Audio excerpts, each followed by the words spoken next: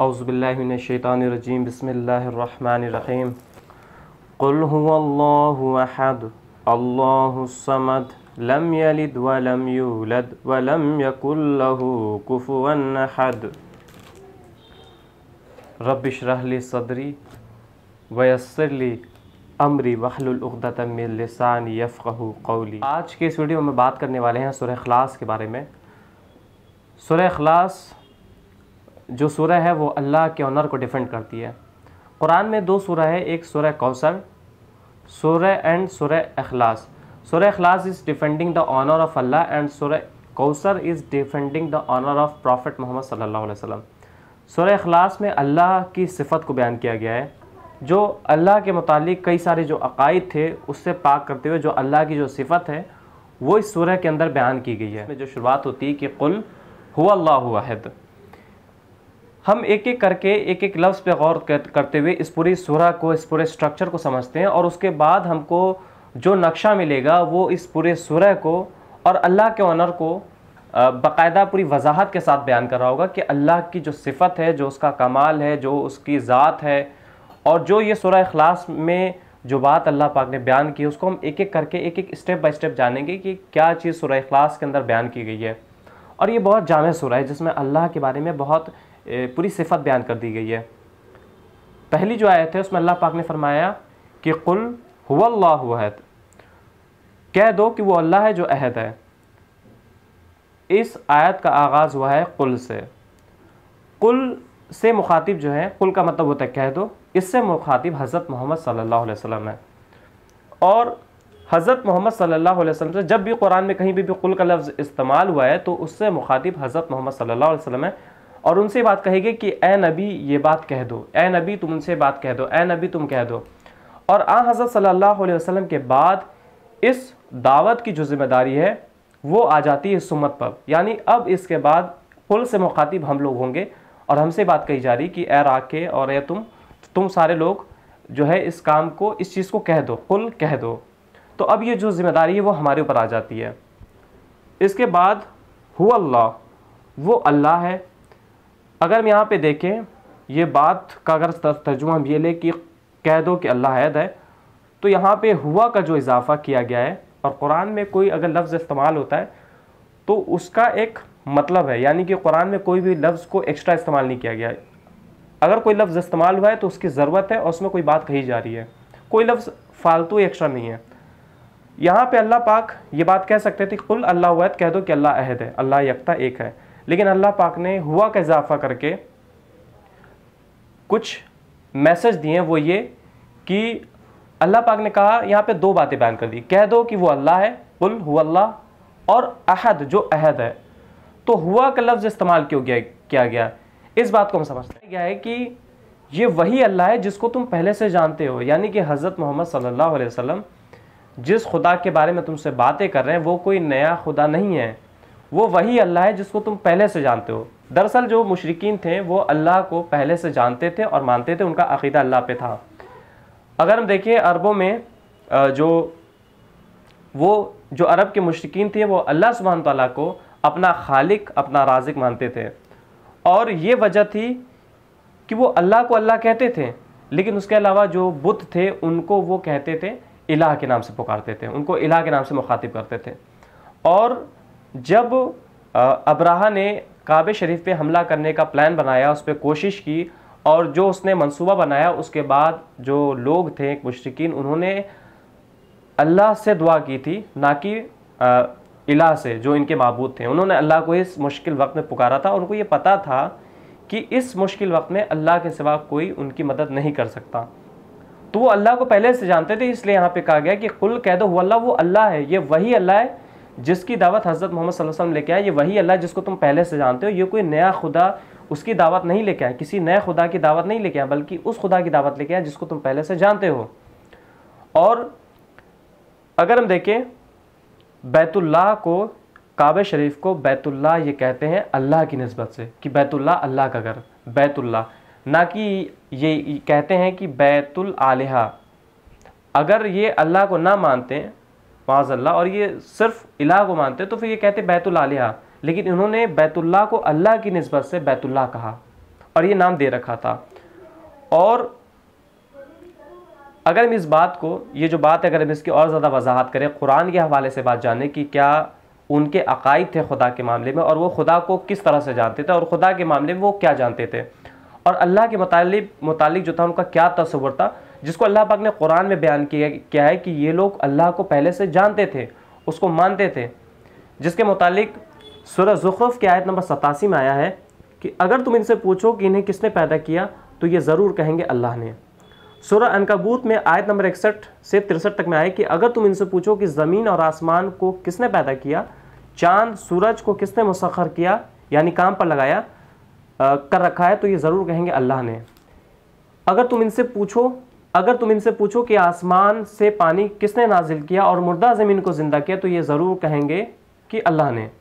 सूरह मोमिनून में आयत नंबर 84 से 89 में है कि इनसे कहो बताओ अगर तुम जानते हो ज़मीन और उसकी सारी आबादी किसकी है, तो ये ज़रूर कहेंगे अल्लाह की। इनसे पूछो सातों आसमान और अर्श अज़ीम का मालिक कौन है, तो ये ज़रूर कहेंगे अल्लाह। इनसे कहो बताओ अगर तुम जानते हो कि हर चीज़ पर इक़्तिदार किसका है और कौन है वो जो पनाह देता है और उसके मुकाबले में कोई पनाह नहीं दे सकता, तो ये ज़रूर जवाब देंगे तो ये बात तो अल्लाह ही के लिए है। इसके बाद सूरह यूनुस में है आयत नंबर 31 में कि तुम इनसे पूछो कि कौन है जो ज़मीन और आसमान से रिस्क देता है और सुनने और देखने की जो क़ुव्वत तुम्हें दी है वो किसके इख्तियार में है, और कौन है वो जो ज़िंदा को मुर्दा से और मुर्दा को ज़िंदा से निकालता है, कौन इस आलम के निज़ाम की तदबीर करता है, तो ये ज़रूर कहेंगे अल्लाह। इसके बाद सूरह बनी इसराइल में आयत नंबर 67 में फरमाया समंदर में जब तुम पर मुसीबत आती है तो उस एक के सिवा तुम जिन जिन को पुकारते हो वह सब गुम हो जाते हैं, फिर जब वो तुमको बचाकर खुशकी पर पहुंचा देता है तब तुम मुंह मोड़ जाते हो। और यही बात जो है सूरह यूनुस में आयत नंबर 22 और 23 में भी फरमाई गई है। अब अगर हम इन बातों को ले करके जहन में रख करके इस आयत को देखें कि कुल कह दो हुवल्लाह, वो अल्लाह है, तो इससे बात वाज़ेह होती है कि वही अल्लाह है जिसको तुम पहले से जानते हो, यानी कि ये कोई नए खुदा की दावत हज़रत मोहम्मद सल्लल्लाहु अलैहि वसल्लम नहीं दे रहे हैं। सख्त और बुरे वक्त में तुम सिर्फ अल्लाह की तरफ रुजू करते हो और सिर्फ उससे मदद मांगते हो, और उस वक्त फिर तुम किसी और बुत को नहीं पुकारते हो, तो वही मेरा रब है। अब इसके बाद अल्लाह पाक ने फरमाया कि अहद, ये वो अहद है। अब अगर देखा जाए तो अहद का मतलब होता है एक, यकता, तन्हा। इसके अलावा अरबी में एक लफ्ज़ और है वाहिद। अहद में बहुत बड़ा फ़र्क है, चूँकि अरबिक एक वसी लैंग्वेज है और जो हर लैंग्वेज जो अरबिक में कई सारे ऐसे लफ्ज़ होते हैं, हर एक अलग अलग सिचुएशन में, अलग अलग कैफियत में अलग अलग तरह से बयान किए जाते हैं। इसी तरह से वाहिद अहद में, जैसे उर्दू में एक लफ्ज़ इस्तेमाल होता है और अरबी में वाहिद लफ्ज़ इस्तेमाल होता है किसी भी कसरत वाली चीज़ों के लिए कि जो एक है। अगर हम देखें कुरान मजीद में, जैसे कि अगर हम वाहिद की बात करें तो वाहिद का मतलब होता है किसी चीज़ का एक होना, लेकिन वाहिद में का जो सही मफहूम वो ये है कि कोई चीज़ दो नहीं है, तीन नहीं है, चार नहीं है, बल्कि वो एक है। लेकिन वो जो एक चीज़ है वो किसी चीज़ का झुंड हो सकता है, कोई कसरत की चीज़ हो सकती है, तो वो उसके लिए इस्तेमाल होता है। लेकिन अहद में कोई चीज़ बिल्कुल तन्हा होती है, यकता होती है, उसमें कोई चीज़ मिली जुली नहीं होती है। तो कुरान मजीद में इससे पहले जो है अरब में अहद कुछ चीज़ों के लिए इस्तेमाल होता था, लेकिन बाद में कुरान के नुज़ूल के बाद ये ख़ास तौर से जो है अल्लाह के लिए ये लफ्ज़ अहद का जो है इस्तेमाल किया गया है। अब अगर हम इस आयत को पे गौर करें जो अल्लाह पाक ने बयान की कि कुल कह दो वो अल्लाह है, हुवल्लाह, वही अल्लाह है, यानी जिसको तुम पहले से जानते हो, और अहद है यानी कि तन्हा है, यकता है, एक है। और ये बात करके अल्लाह पाक ने जो मैसेज दिया, जो लेआउट बनाया, जो नक्शा खींचा, वो ये बयान कर दिया कि देखो तुम जिसको अपना खुदा कहते हो, तुम जिस अल्लाह को पहले से जानते हो, लेकिन तुमने उसके साथ कई लोगों को शरीक किया, चूँकि तुमने कई सारे बुत, कई सारे अपने खुदा और ठहरा दिए, अपने माबूद बनाए, इलाह बनाए, तो तुम जो है तुम उस चीज़ से ये बात जान लो कि अल्लाह जो है वो अहद है, यकता है, तन्हा है, और इस चीज़ को तुम दुरुस्त कर लो। उसके बाद अल्लाह पाक ने फरमाया, अगली जो आयत है, आयत नंबर 2 में है कि अल्लाहुस समद, कि अल्लाह जो है वो समद है। अब समद के जो माना है वो इतने ज़्यादा वसी हैं। अरबी में कुछ ऐसे लफ्ज़ होते हैं जिनके कई सारे माना निकलते हैं, उसकी जो वसत होती है बहुत ज़्यादा होती है। उसी तरह से समद की वसत इतनी ज़्यादा है कि इस पर बाकायदा एक किताब लिखी जा सकती है इसके माना को बयान करने के लिए।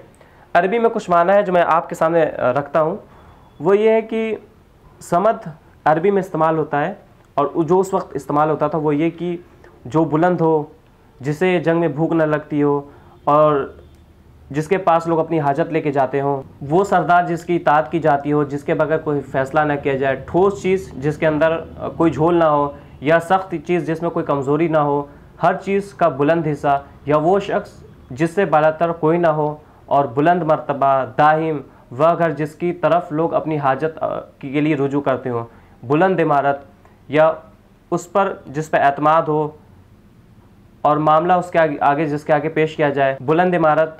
और समद वो है जिसकी तरफ लोग बला या परेशानी के नाजिल होने पर मदद के लिए रुजू करते हैं। और वह सरदार जो अपनी सयादत में, अपने शर्फ में, अपनी अज़मत में, अपने इल्म में कामिल हो, वो जो बेनियाज़ हो, जैसे कि तर्जुमे में बेनियाज का लफ्ज़ इस्तेमाल होता है समद के, वह जिसमें से ना कोई चीज़ निकली हो और ना निकलती हो, जो ना खाता हो ना पीता हो, जो अपनी तमाम सिफ़ात अपने अमाल में कामिल हो, वह जिस पर कोई आफत ना आती हो, वो जो ऐब बेऐब हो, बाकी रहने वाला, जो अपनी मर्ज़ी के मुताबिक फ़ैसला करे, जो काम चाहे करे और जिसे कोई रोक ना सके, जिस पर सरदारी ख़त्म हो जाए। तो ये चंद माना है जो मैंने बयान किए हैं। इसके अलावा बहुत सारे जो माना है, इस लफ्ज़ की बहुत ज़्यादा वसअत है। यहाँ पे मैंने कई सारे जो है समद के जो लफ्ज़ इस्तेमाल किए, जिसका जो है मतलब बताया कि अरबिक में समद के कई सारे मतलब इस्तेमाल होते हैं, जिसमें पूरी की पूरी किताब लिखी जा सकती है इस लफ्ज़ की जो है वजाहत बयान करने के लिए। लेकिन समद को दो लफ्ज़ों के अंदर जमा किया जा सकता है। वो जो लफ्ज़ है, पहला ये कि वो जो किसी का मोहताज नहीं है, जो कि बेनियाज है, जो इसका तर्जुमा किया जाता है। लेकिन वो क्या आधा तर्जुमा है। पहला ये कि वो जो किसी का मोहताज नहीं है, और दूसरा ये कि लोग मगर उसके मोहताज हों। तो समद का जो लफ्ज़ का जो पूरा माना है वो इन दो लफ्ज़ों के अंदर जमा हो सकता है। पहला है कि रब जो है वो ये ऐसी ज़ात है, अल्लाह वो ऐसी ज़ात है, पाक ज़ात है कि वो किसी का मोहताज नहीं है, जो कि बेनियाज है, हर चीज़ से सबसे बेनियाज है। मगर ये दूसरी बात ये भी है कि मगर लोग उसके मोहताज हैं हर मामले में। अब समद के जो माना है जो कि इंग्लिश के अंदर डिफ़ाइन किए गए हैं, वो बड़ी अच्छी इसकी वजाहत इंग्लिश के तर्जुमे से हमको मिलती है। समद का जो ट्रांसलेशन है वो है इटर्नल रिफ्यूजी। अब इटर्नल रिफ्यूजी का जो मतलब है, जो कि इंग्लिश में कहा जाता है कि विदाउट बिगिनिंग और एंड, यानी जिसकी कोई शुरुआत ना हो और ना उसका कोई अंत हो। लास्टिंग फॉरएवर, जो हमेशा रहने वाला हो। ऑलवेज एग्जिस्टिंग, जो हमेशा एग्जिस्ट करती हो। और the one who is not changed or affected by the anything in creation, जिसका वजूद पे कोई फ़र्क ना पड़ता हो। अगर कोई चीज़ वजूद में आती हो या फिर कोई चीज़ वजूद किसी चीज़ का ख़त्म होता हो, तब भी उस पर कोई इफ़ेक्ट ना पड़ता। यानी कि यहाँ पे जो ज़िक्र है वो ये है कि अगर जो इस कायनात का जो निज़ाम जो कायम हुआ था, जब ये ज़मीन आसमान बना था, तो एक धमाके से इसका जो क्रिएशन हुआ था, उसके क्रिएशन में भी अल्लाह पाक की ज़ात पे कोई फ़र्क नहीं पड़ा। और जब क़यामत आएगी, ये चीज़ तबाह हो जाएगी, तब भी उसकी ज़ात में कोई फ़र्क नहीं पड़ने वाला। कुल्लु मन अलैहा फ़ान व यबक़ा वजहु रब्बिका ज़ुल जलाली वल इकराम, की दुनिया तबाह हो जाएगी लेकिन उसकी जो ग्लोरी है, जो उसका जलाल है, वो बाकी रहेगा। क्योंकि हर आदमी जो एक शख्सियत है, जो पॉलिटिकल एतबार से, किसी भी एतबार से, उसके जो फॉलोअर्स होते हैं उसको मोटिवेट करते हैं या उसकी ग्लोरी को पेश करते हैं। तो यहाँ पर अल्लाह की जो ज़ात है, अल्लाह इस चीज़ का मोहताज नहीं है। अल्लाह कहता है कि कुल्लु मन अलैहा फ़ान व यबक़ा वजहु रब्बिका ज़ुल जलाली वल इकराम, कि दुनिया तबाह हो जाएगी, सब कुछ ख़त्म हो जाएगा, लेकिन अल्लाह की जो ज़ात है, जो उसका जलाल है, जो उसकी ग्लोरी है, वो बाकी रहेगी। यानी अल्लाह इस चीज़ का मोहताज नहीं है कि इंसान उसकी इबादत करे या उसकी ग्लोरी पेश करे। अल्लाह इस चीज़ का मोहताज नहीं है। अल्लाह को किसी की ज़रूरत नहीं है, ना उसको किसी की इबादत की ज़रूरत है। अल्लाह की जो ग्लोरी है वो हमेशा रहेगी। And the humans are surrounded by, अब यहाँ पर एक चीज़ समझने की वो ये है कि अल्लाह पाक ने humans are surrounded by the needs, जो लोग हैं वो ज़रूरतों से, मुश्किलों से, परेशानी से, मुसीबत से, बुरे बुरे हालात से घिरे हुए हैं। उन पर कोई ना कोई चीज़ें होती रहती हैं उनके साथ। तो हमें ये लगता है कि ये जो चीज़ है वो हमें हमारे लिए बुरी है और बुरी साबित हो रही। असल में अल्लाह सुब्हान तआला ने इंसान को मुश्किलों से, परेशानी से, मुसीबत से, नीड से घेर दिया, ताकि उस सिचुएशन में वो अल्लाह की तरफ रुजू करे और अल्लाह से मदद मांगे। एग्ज़ाम्पल के तौर पे, एक बाप जो उसका बेटा है, वो जब छोटा होता है तो वो अपने हर एक छोटी छोटी हाजत के लिए वो अपने बाप के पास जाता है और अपने बाप को से वो उस चीज़ को दरियाफ्त करता है। चाहे उसको पैसे चाहिए, या उसको किसी ने मारा हो, स्कूल में कोई मसला हुआ हो, फ्रेंड के साथ कुछ हो, पड़ोस में कुछ हो, तो हर एक बात के लिए वो अपने बाप की तरफ रुजू करता है, अपने बाप से जाके कहता है कि ये मसला है। तो उसका एक बाप से एक रिश्ता जो है, एक बॉन्डिंग जो होती है वो मजबूत होती है, तो उसका कनेक्शन होता है। लेकिन वो बेटा जब बड़ा होता है और उसकी नौकरी हो जाती है, वो जब अपने पैर पे खड़ा हो जाता है, बेनियाज हो जाता है अपने बाप से, तो फिर उसका वो कनेक्शन नहीं रहता, वो बॉन्डिंग नहीं रहती, क्योंकि अब उसको अपने बाप की वो ज़रूरत नहीं रहती। तो यहाँ पे अल्लाह सुब्हान ताला ने इंसानों को घेर दिया नीड से, मुसीबत से, परेशानी से, ताकि इस सिचुएशन में घेरने का मकसद वो ये था कि वो अल्लाह की तरफ रुजू करें। अगर इस चीज़ से अल्लाह ने उसको बंदों को ना घेरा होता तो अल्लाह की तरफ रुजू नहीं करते फिर ये। तो इसका सबसे बड़ा बेनिफिट्स और इसका ये मकसद है। इसके बाद तो हमें ये बात समझ आ गई कि अल्लाह समद है, यानी कि अल्लाह बेनियाज है। और इस सिफ़ात को अगर आप रख के देखें तो आपको एक बहुत बड़ा जो मैप है आपके माइंड में आ रहा होगा और ये बता रहा होगा कि अल्लाह समद है, इससे क्या मुराद है। इसके बाद अगली आयत है कि लम यलिद वलम यूलद, कि उसने किसी को पैदा नहीं किया, और वलम यूलद, और ना उसको किसी ने पैदा किया। अब दरअसल जो लोगों ने रसूलुल्लाह सल्लल्लाहु अलैहि वसल्लम से ये सवाल पूछा था कि अल्लाह का क्या नसब है, उसको इस दुनिया की विरासत कहाँ से मिली, और उसके बाद उसका कौन वारिस होगा। दरअसल जो मुशरिकीन थे, मक्का थे, वो खुदा को मखलूक की तरह शुमार करते थे। अगर हम देखें, मुशरिकीन ने फ़रिश्तों को अल्लाह की बेटी बनाया, तो इस चीज़ से जो है पता चलता है कि ये इनका जो तसव्वुर था खुदा के मामले में वो ऐसा था कि वो खुदा को मखलूक की तरह शुमार करते थे। उनको ये, उनके नज़दीक जो था, जो खुदा हैं, उनके औलादे हैं, बाप हैं, बेटे हैं, तो उनका एक ये तसव्वुर रहा है। तो इसके मुतालिक अल्लाह पाक ने ये कहा कि लम यलिद वलम यूलद। और अगर हम देखें, जो हमारे जो आसपास के जो मज़ाहिब है, जिसको हम जानते हैं, जो देखते हैं, उसमें भी ये चीज़ रहती है कि उनके नज़दीक जो खुदा होते हैं वो उनकी बेटे होते हैं, उनके बाप होते हैं, उनका नसब होता है, उनका पूरा ख़ानदान होता है। तो ये जो है ये कमज़ोरी की अलामत है। और ये जो मुशरिकीन थे वो खुदा के मुतालिक ऐसा ही मानते थे और ये समझते थे, जिसका ये जवाब दिया गया, अल्लाह पाक ने इसकी नफ़ी की, लम यलिद, उसने किसी को नहीं जना, वलम यूलद, और उसको किसी ने नहीं जना। इंसान होता है वो बाप का मोहताज होता है वजूद में आने के लिए, और बाप मोहताज होता है अपने बुढ़ापे में। लेकिन अल्लाह की जो ज़ात है वो किसी की मोहताज नहीं है। जैसा कि हमने समद में जाना, फिर अहद में जाना, तो इससे बात वाज़ेह होती है कि अल्लाह जो है लम यलिद, इस बात की नफ़ी है कि उसने किसी को नहीं जना। ये सारी चीज़ों की नफ़ी होती है, वो इससे पाक है। और एक बात को और अगर सामने रखें, देखें, अगर ऐसा होता माज़अल्लाह कि अगर जैसा कि मान लिया जाए कि अगर इस दुनिया के में जो खुदा हैं उनके बेटे हैं, नसब है, अगर इस चीज़ को तस्लीम किया जाए, तो फिर सवाल ये होगा कि इस जो खुदा का जो नसब होगा, फिर जो नसब होता, फिर जो औलादे होती, फिर उसमें इस कायनात का बंटवारा होता, फिर उसमें ये होता है कि सूरज के मुतालिक ये बहस होती, लड़ाई होती कि सूरज, कोई कहता है कि मैं पश्चिम से निकालूंगा, कोई मगरिब से निकालता, कोई मशरिक से निकालता है। इस तरह से उसमें इख्तलाफ होता, तदबीर में इख्तलाफ होता, कायनात की हर एक जो चीज़ें, अफ़वाल जो हो रहे हैं, जो तदबीरें हो रही हैं, उसमें इख्तलाफ होता, जिसकी वजह से इस कायनात का वजूद बाकी नहीं रह सकता, वो दरहम भरम हो जाता। और साइंस और जो मज़हबी किताबें हैं और ख़ुद कुरान के अंदर भी जो है इस बात को बताया गया है कि ये जो कायनात है वो किसी एक ताकत से चले, इसको चलाने वाली कई सारी ताकतें नहीं हैं। और इसके मुतालिक एक शेर भी है कि लो सांस भी आहिस्ता की नाजुक है बहुत, काम आफाक के इस कारगह शीशागरी का।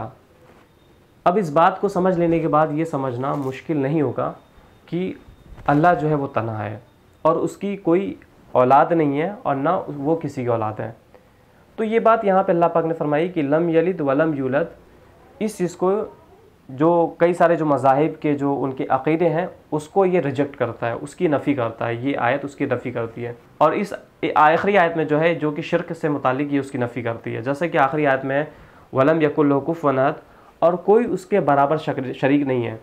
लेकिन कुफुवन के जो माना है, अगर उसको समझा जाए तो उससे बहुत सारी बातें खुल जाती हैं।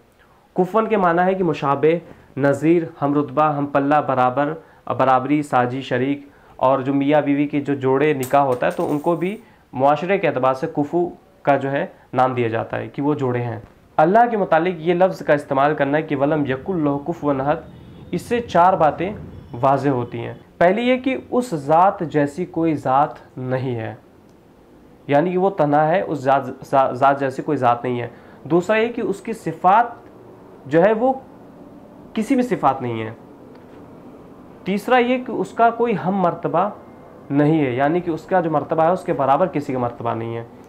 और चौथा ये कि ना उसके अफ़वाल में, यानी कि जो काम इस कायनात में हो रहे हैं, जो तदबीरें हो रही हैं, जो काम अफ़वाल हो रहे हैं, उसमें कोई उसका शरीक नहीं है और ना उसके इख्तियार में कोई उसका हिस्सेदार है। और इस आयत में जो एक बात गौर करने की है, जो लफ्ज़ अल्लाह पाक ने इस्तेमाल किया है, अल्लाह पाक जब लफ्ज़ का इस्तेमाल करते हैं तो उसमें बात को बहुत परफेक्शन के साथ बयान कर देते हैं। अगर उस पर गौर किया जाए तो बहुत सारी बातें बिल्कुल वाज़ेह तौर पे नज़र आती हैं। इस आयत में जो लफ्ज़ इस्तेमाल हुआ है वलम यकुल लहू, लहू का मतलब होता है फौर। अल्लाह पाक ने फरमाया कि वलम यकुल लहू कुफुवन अहद, और कोई भी नहीं है कुफुवन शरीक लहू उसके लिए अहद, यानी कि अल्लाह का की जो अहद है, जो ज़ात अहद है, उसकी ज़ात में कोई उसके लिए नहीं है। यानी कि ये जो अल्लाह की जो ज़ात है, जो उसकी सिफ़ात है, जो उसके अफ़वाल, जो उसकी तदबीरें हैं, जो उसके जो अम्र हैं, जो उसकी इख्तियारात हैं, उस सारे काम में जो उसने काम किए हैं और जो वो कर रहा है और वो जो आगे करेगा, और जो सारी चीज़ें हैं उसमें लहू उसके लिए, फॉर हिम, कोई उसके लिए साथ में नहीं है। यानी कि वो काम जो करने वाला वो तन्हा है, उसके काम में कोई किसी का कोई दखल नहीं है और ना उसका कोई उसके काम में कोई पार्ट बन करके उस काम में अल्लाह की मदद करता है। जो लहू का लफ्ज़ है वो इस माना में इस्तेमाल हुआ है कि वलम यकुल लहू कुफुवन अहद, यानी कि अल्लाह की तदबीर में उसके जो फ़ेल हैं, जो उसके अम्र है, जो उसके काम है, जो उसने इस कायनात को बनाया, जो जब इस कायनात को तबाह कर देगा, उसके किसी भी काम में, चाहे वो खालिक का काम हो, चीज़ें को तख्लीक करना हो, या उसको रिस्क देना हो, या चीज़ों को मौत देनी हो, या वो किसी कोई तदबीर करनी हो, या कोई काम अमर में लाना हो, तो हर एक काम में उसके लिए कोई नहीं है। यानी कि वो काम करने वाला अकेला है और उस काम में कोई पार्टिसिपेट नहीं कर सकता, वो अकेले उस काम को तन्हा करने वाला है, अहद है वो। और ये जो बात है, इस बात से, इस आखिरी आयत से जो शिरक परस्ती की जड़ कट जाती है। और यहाँ पे पता चलता है कि वो अल्लाह जो है वो लोगों की दुआओं को सुनता है और वही नफ़ा नुकसान पहुँचाने पर कादिर है, उसके अलावा कोई इसमें शरीक नहीं है। तो ये बात इस आयत से निकलती है। और कोई क़ुव्वत ना होगी, ना मददगार होगा जो इंसान को बचा ले। फ़ैसले के दिन कोई क़ुव्वत ना होगी, ना कोई मददगार होगा जो इंसान को बचा ले, और कोई अल्लाह से हम कलाम नहीं कर सकेगा, बस जिसे अल्लाह इजाज़त दे, और बोलने वाला भी फिर हक़ बात बोलेगा। और ये बात जो है ये मैं नहीं कह रहा हूँ, बल्कि ये बात कुरान के लफ्ज़ हैं। कुरान में अल्लाह पाक ने बात कही है सूरह नबा के अंदर, जिसका ये ट्रांसलेशन मैंने आपके सामने पढ़ा। बल्कि मुशरिकीन के भी यही अक़ीदे रहे हैं कि जो रिज़्क़ का खुदा कोई और है, सूरज का खुदा कोई और है, बीमारी का और हवाओं का खुदा, समंदर का खुदा, पहाड़ों का, न जाने उनके क्या सारे अक़ीदे रहे हैं कि उन्होंने खुदाओं को बांट दिया, जो काम थे वो बांट दिए। तो ये उनका अक़ीदा था, जिसकी आयत नफ़ी करती है कि वलम यकुल लहू कुफुवन अहद, और उसके काम में कोई उसका शरीक नहीं है। तो हमने इस आयत के अंदर, इस सूरह के अंदर अल्लाह की जो सिफ़ात को किस वाज़ेह तरीके से हमने समझा कि अल्लाह पाक क्या मैसेज है और क्या बात है जो इस सूरह के अंदर बताना चाहते हैं। सुब्हानक अल्लाहुम्मा बिहम्दिका अशहदु अल्ला इलाहा इल्ला अंता अस्तगफिरुका व अतूबु इलैक।